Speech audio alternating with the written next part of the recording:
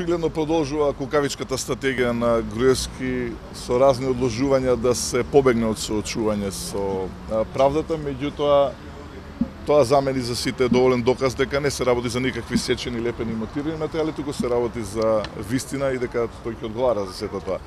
Но има две лоши, многу лоши вести за Груевски. Првата дека ова е последното одложување, бидејќи овде случајот е премногу јасен, има непобитни докази дека токму Груевски тој кој што го нарача вандализмот врз администрацијата, вработените, советниците, медиумите и така натаму. И она што исто така многу лоша вест за него е дека од судот на правдата и од судот на народот до се на крајот на денот никој не успел да побегне. Ваш коментар зошто предметот завршил во апелација? Што мислите вие?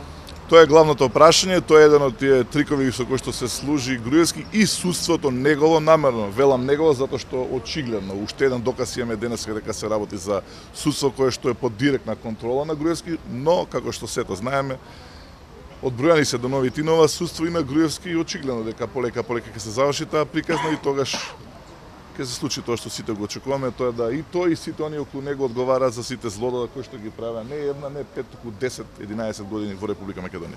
Благодарам.